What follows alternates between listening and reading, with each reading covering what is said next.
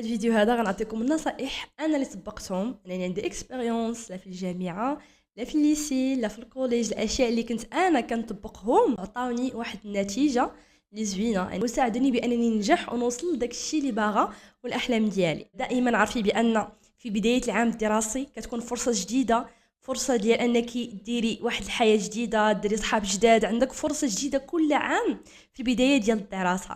انك حاولي بانك لو وقعت مثلا شي حوايج خايبين وقعوا لك في العام الفايت وما قدرتيش تنسايهم، مثلا وقع لك مشكل مع صاحبتك او لا مثلا مع شي استاذ شي بروف ديالك او لا كذا وقع لك معاه مشكل، او لانك ما نجحتيش في واحد الماده او لا ما مشيتيش واحد لا نوت انت اللي راضيه عليها او باغاها، هذا كيبقى باسي وكيبقى في الماضي. دابا هذه فرصه جديده، بدايه عام جديده، غديري اي حاجه باغاها، غديري اهداف جداد وان شاء الله غتحقي داكشي انت اللي باغا. والنصيحه غنعطيها لك في هذا الفيديو هذا، انك في البدايه ديال الدراسه، في البدايه ديال الدخول الدراسي، في البدايه ديال العام، قبل ما ديري اي حاجه بغيتك تجلسي مع نفسك في لا شامبر ديالك وتاخدي واحد المذكره او لا ورقه بدا كاع الا ما عندكش مذكره، خدي ورقه وستيلو او لا مذكره وستيلو وكتبي كاع، كتبي هكا كبيره وكتبي كاع الاهداف الكبير فيهم والصغير فيهم، كتبي جميع الاهداف انتي اللي باغا تحقي في هذا العام هذا. شنو بالضبط شنو باغا توصلي ليه،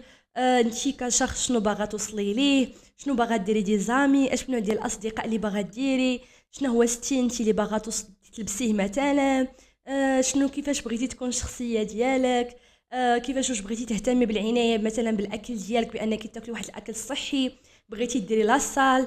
ومن الاحسن تمشي بنترست وتكتبي كاع داكشي اللي باغا توصلي ليه وتجمعي دوك التصاور اللي باغا تحقي، تجمعيهم ديرهم مع مثلا بنت مثلا بنت مجتهده لابسه هاد ستينتي اللي باغا، بغيتي تخرجي هادوك التصاور ديري واحد البورد كبيره اولا غير داك الحيط اللي مثلا حدا لا شومب حدا الناموسيه ديالك اولا فوق البيرو ديالك هكا، بغيتك تلصقي فيه هذاك الشيء اللي باغا نتيا، هادوك التصاور الاحلام ديالك والاهداف ديالك اللي باغا توصلي ليهم بغيتك تلصقيهم فيه، باش دائما دابا في داك المرور ديال هذاك العام وانتي كتقراي دائما الاهداف ديالك يكونوا قدامك وفيك كتحسي بانك حزينه اولا باقي فيك الحال اولا ما وصلتيش لداك الشيء، انك انت كتخدمي على ليكزام ديالك اولا انت كتخدمي على ليكزيرسيس ديالك، كيشجعك دائما كيكون الاحلام ديالك قدام عينيك وكتشجعي نفسك بنفسك.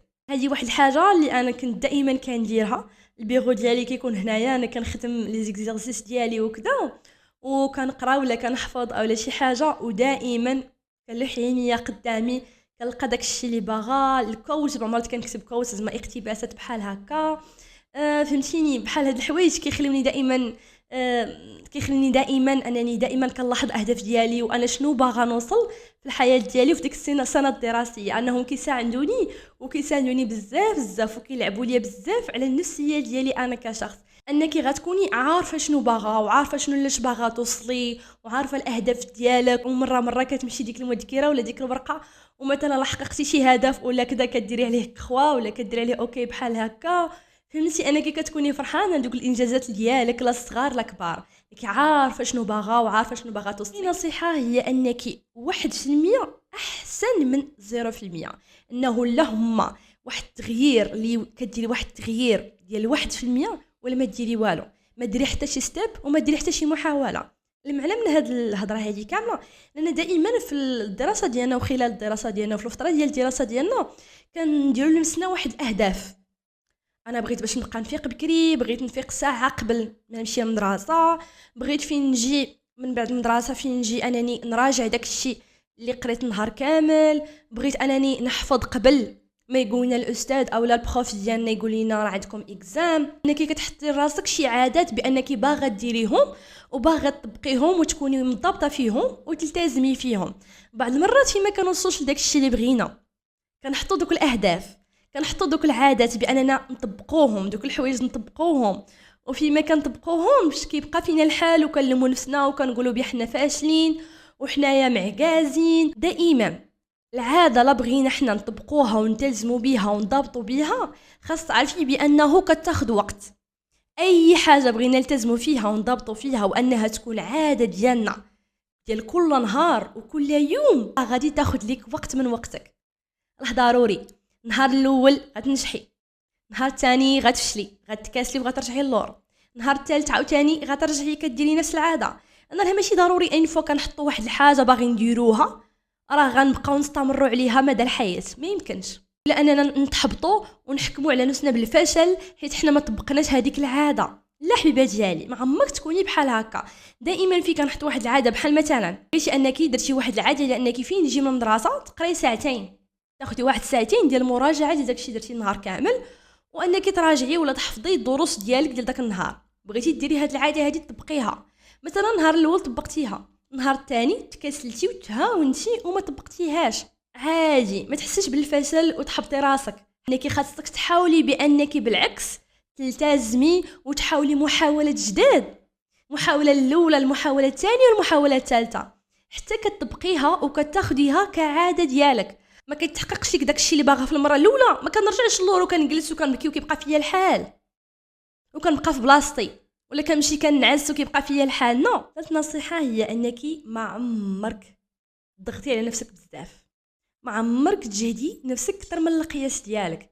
حاولي بان الفتره ديال الدراسه هي واحد المده لا قصيره بزاف، واحد المده اللي انك كتحاولي انك كتركزي على الدراسه ديالك. وكاين النوع اللي كيكون مهووس بالدراسه انها لدرجه انه السعاده والمتعه والفرح ما كاينش في حياتها. كاين هذا النوع هذا. انا في واحد الفتره ديال الدراسه ديالي كنت مع بحال هذا النوع هذا، انني كنت ستريكت وكنت واحد الانسانه اللي ما كتضحكش، ما كتلعبش، ما كتكونش عندها واحد المتعه في حياتها، واحد السعاده، واحد الوقيت ديالي انايا نكون فرحانه فيه وانايا مع لي زامي ديالي نخرج معاهم ونضحك ونلعب، ومع العائله، وفي كنجلس مع العائله ولا كنمشيو ديت وكنخرجوا كذا، ما كنبروفيتيش، كنكون مزيره وكنفكر غير في المدرسه وداكشي. نو حبيبه ديالي. واحد الحاجه اللي انا تمنيت تكون قالها ليا شي واحد في هذيك الفتره هي انه منيا اعطي الخاطر راسك، اعطي للراحه لراسك مره، فرحي مره، ضحكي مره. راه ماشي حيت هذيك راه جورني، هذيك راه واحد الرحله، راه فتره ديال الدراسه واحد الرحله فيها الخيبه والزوينه، فيها الضغوطات، فيها ستريس. غير ليكزامي لا جانيري واحد ستريس كيهبط لك طونسيون.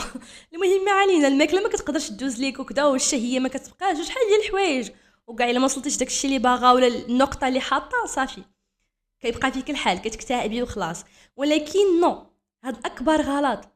في الفتره ديال الدراسه وانت كتقراي بقاي عطي بريك لنفسك، في كتخرجي مع صحاباتك وكتخرجي مع العائله ديالك، فرحي وخلي نفسك بانك تفرحي، خلي نفسك تكوني فرحانه وسعيده. ماشي تحطي لنفسك واحد الهدف ديال انني انا ما غاديش نكون فرحانه حتى نجي مثلا 19 في هذه الماده هذه، اولا انا نجي الاولى في القسم عاد انني غنكون فرحانه وسعيده.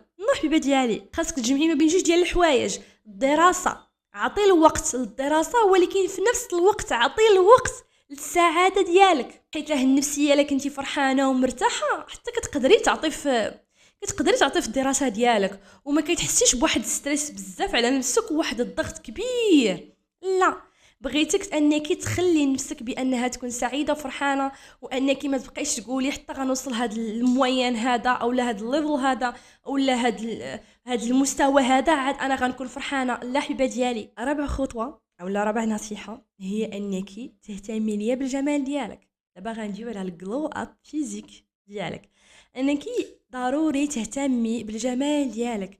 راه ماشي مثلا في الدخول المدرسي صافي كنهتموا حنايا غير بالدراسه صافي، نو.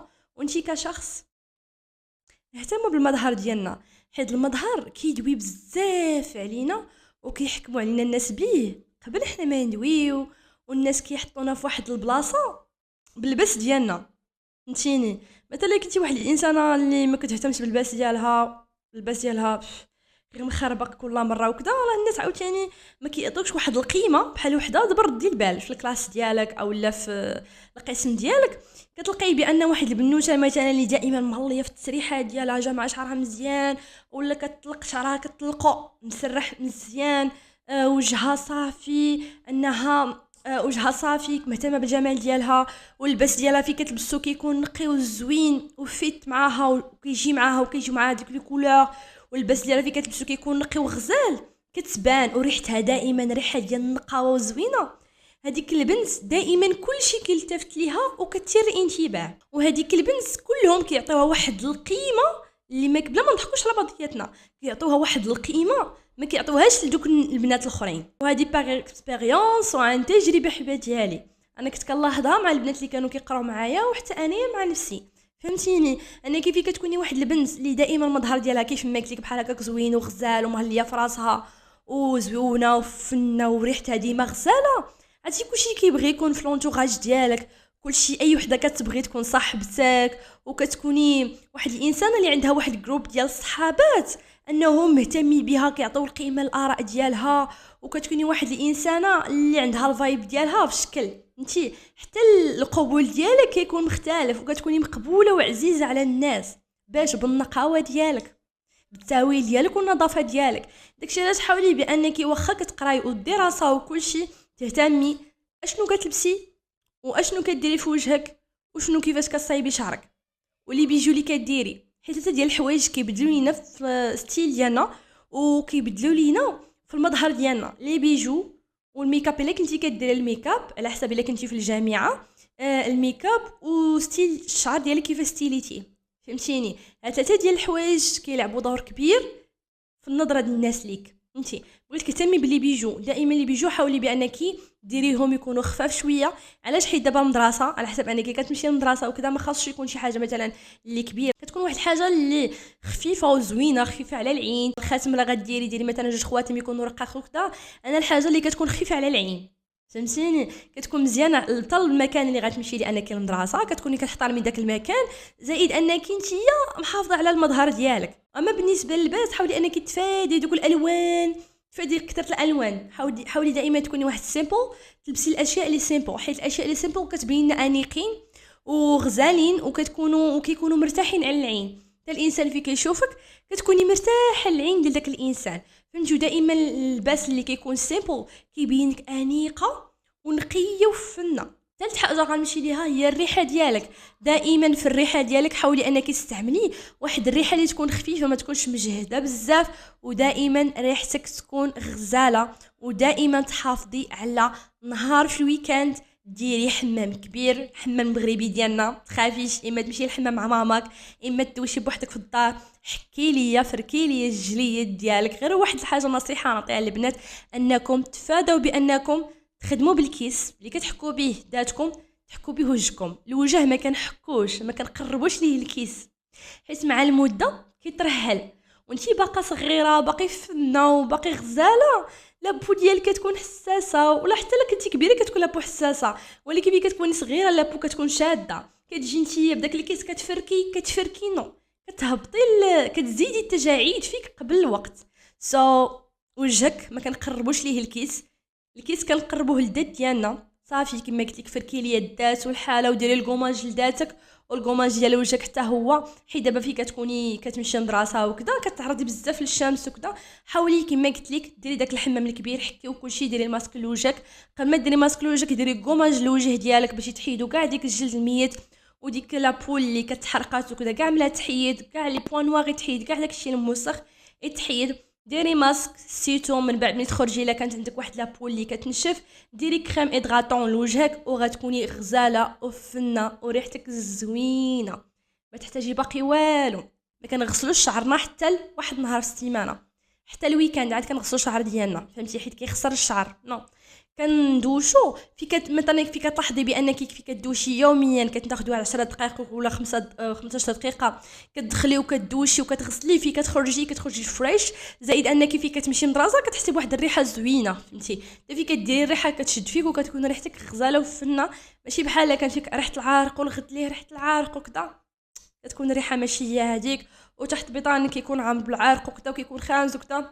المهم حاولي انك تفادي هذيك حاجه كامله، ما فيها بس انك تدوشي، حتى اللي كنتي واحد الانسانه اللي عندها الضغوطات وعندها بزاف مهام في حياتها في الدراسه ديالها، حاولي بانك كل 3 جوغ دوشي لاكور ديالك كامل تغسليه كامل، ديري باندوش ديالك وتكوني ريحتك زوينه وغزاله باش دائما تكوني واحد الانسانه اللي فنه، حيت خاص تعرفوا بلي النظافه ديالنا حنا البنات كتزيد لينا في النفسيه ديالنا وكنكونوا مرتاحين وكنحسوا بواحد الانوثه ديالنا، وكترفع حتى الانوثه ديالنا كترفع. وهذه خاصنا نردوا ليها البال بان النظافه كتلعب دور كبير في الثقه في النفس ديالنا. 5 نصيحه، واهم نصيحه بالنسبه ليا حيت انا كنت كنعاني منها بزاف، ما كرهتش نمشي عند موليا في هذيك الفتره ونعنقها ونقول لها شوف حبيبه ديالي ما تبقايش تقارني نفسك مع الناس الاخرين.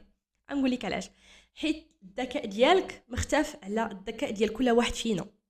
الريوس مفرقين على انه كل واحد والذكاء ديالو، كل واحد وكيفاش داير، كيفاش هو كيفكر، وكل واحد الانضباط ديالو، وكل واحد شنو هما الحوايج اللي هو متميز فيهم. فهمتي ان راه ماشي ضروري، حيت عمرات كنكونوا حنا بعض المرات حنا كنكونوا خدينا واحد لو شوا في الحياه كنتقاتلوا فيه وما كيعطيناش. فهمتي واحد اخر كيعطيه.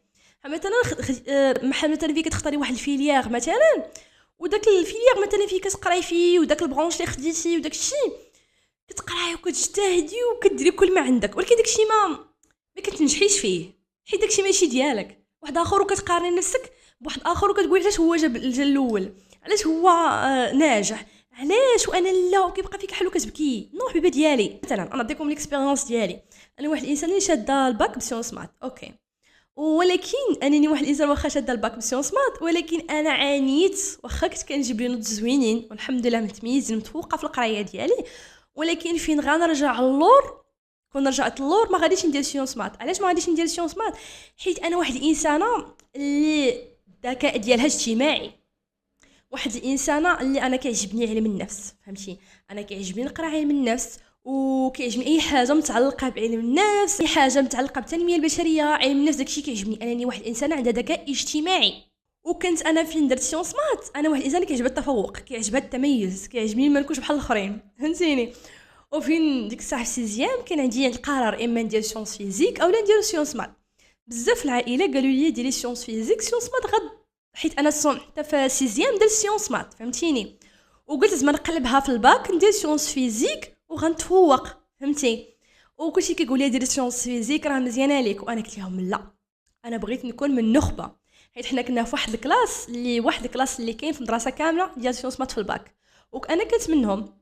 وكنا اي واحد كيدوي على النخبه، حنا كنسماو النخبه ديال المدرسه. المهم وكنا شي 30 في القسم بحال هكاك، وانا كنت منهم. وكنت كنتقاتل وكنجتهد باش نجيب لي نوط ديالي وكذا، والحمد لله راه جبت لي نوط. ولكن داك الجهد كامل اللي كنت كندير وداك ستريس والضغوطات اللي عشت في هذيك الفتره حياتي بزاف عليا. علاش؟ حيت اختاريت واخا هكاك واحد لو شوا اللي ما صالحش لي انا في نفسيتي وما صالحش لي انا كمونيا. جلست مع راسي وقلت مونيا شنو باغا انت بالضبط، شنو باغا تحققي، واش هادشي عاجبك او لا؟ لا انا كان كيعجبني غير نتفوق ونتميز. انا كنموت على شي حاجه سميتها القرايه، وشي حاجه سميتها التفوق والتميز، والقرايه ما شي حاجه كيعجبني. الحمد لله حياتي كامله كنكون متفوق، حياتي كامله في الدراسه ديالي انا متفوقه وكذا، حيت حاجه كتعجبني المنافسه وكتعجبني القرايه. ولكن كون رجعت اللور ما غاديش ناخذ داك لو شوا، حيت هذيك ماشي ديالي. الانسان دائما ما يحاولش بانه يقارن نفسه مع الاخرين، لا، انتي خاصك تحاولي بانك تركزي على حياتك انتي شنو باغا. حيت بعض المرات في الفتره ديال الدراسه ديالنا كنوليو كنركزوا مع الناس الاخرين، وكنوليو كنتلاهاو فاش كنلهيو نفسنا باش بالمنافسه والمقارنه، وما كنرضاوش اننا نرجعوا ناخذ واحد ستيب باك اللور ونجلسوا مع راسنا وناخذ واحد القرار اللي صالح للمستقبل ديالنا وصالح لينا حنا كاشخاص. ما كنرضاوش، ما كناخذوش هذا البريك هذا، ما كنجلسوش مع راسنا وناخذوا هذا القرار هذا. في الاخر من بعد واحد المده كندموا حيت كنلقاو راسنا داكشي حنا ما عجبناش، انتي ما عطاكش حيت ماشي ديالك. فهمتيني؟ داك تحاولي بان المقارنه نو، انتي كاينه في واحد المسيره ديال حياتك بانك تحققي النجاح في حياتك والاهداف ديالك وتشوفي مستقبلك. ركزي على هادي، شوفي مستقبلك، ما تهتميش، ما تخليش نفسك انها تلهى وتغرق في المقارنات وانا خاصني نكون احسن من فلانه وانا كنفس فلانه. لا، اهتمي بنفسك وشوفي القرار اللي صالح ليك انت وصالح مستقبلك. كنتمنى تكونوا استفدتوا معايا في هذا الفيديو هذا ونكون فدتكم واخا غير بشويه، ونتلاقاو في فيديو جاي ان شاء الله.